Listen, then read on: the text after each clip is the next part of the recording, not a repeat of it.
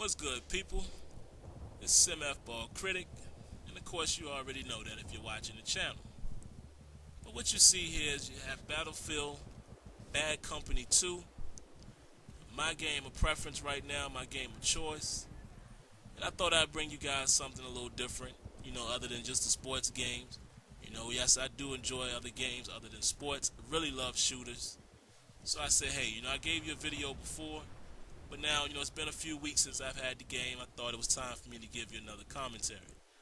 Now, with my commentary, I don't really do the play-by-play. I basically just talk about whatever comes to my mind as you guys watch the video. Now, I will chime in at times. Like, as you can see, I'm trying to shoot this guy from, way over there, and I just can't get him. And actually, while we're looking down the sight of the gun, let me mention another thing I like. And this is probably pretty obvious to some of you guys, because I've noticed that guys have done this on, this game as well as Call of Duty. I realized that a lot of times it's better with certain guns to not use like a scope or a red dot. Reason being, from my, personal experience, I've noticed that sometimes when you have the red dot, subconsciously, when you try to aim, and hold on real quick as I get knifed. Didn't really like that.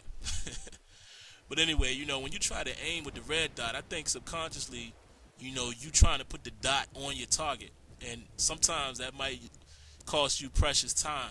If it's between you and the next man, that 1 second, extra second that you take trying to focus could mean you taking the L and your man prevailing. So that means a death for you, a kill for him. But I've noticed, since I started using this gun, this one here that you see is the AK-74U, I'm having more success with this gun without the sight. And also I noticed, specific maps, if the way the map is zoned out, or again with the gun, sometimes you do need to have a sight or a scope, and you can have more success. But that's just, things that I'm experiencing, just like I'm about to experience this death by the tank. Wasn't too happy about that. But now I'm going to start turning it around, and you're going to see now that I'll get some kills in. And just so you guys know, I did finish up 14-9, which is pretty good for me. I'm not a beast at the game as of yet, and I'm not the worst. For me, a positive game would be double-digit kills and, less deaths than kills. So a 14-9 is pretty good for me. I could deal with that. As long as I can help out the team and don't die as much. And, if the team can get a win, that's what it's all about. But like I said, a few things, I've said it before, what I love about this game, man, is I love the team aspect. Shout outs to my man, DJ81. We were playing online a few nights ago. We had a great time, man. It was a wonderful experience. I enjoyed it as well, man. I appreciate your shout out and your video. But he was right. It was several times he had to save my butt. Had to cover my back. But that's what this game is really built upon. It's teamwork. And what I really like about this game, first and foremost, is the strategy aspect. As I get this kill here, finally, you guys can see me get a kill. But I love the strategy, man. You can't just run and gun all the time. You have to pick and choose which way you want to attack. You have to strategize. And to me, being a simulation head, I want simulation in my war games. Now, don't get me wrong, I'll play arcade games as well, like that WWE All-Stars. Probably not going to purchase it, but that game is fun, man, even the demo. It's fun. It is what it is. We know that's an arcade game, and I go about it as an arcade game. So something like that is cool, but I prefer, in my sports games, as well as my shooters, I prefer playing a simulation style. So that's another reason why I choose this game.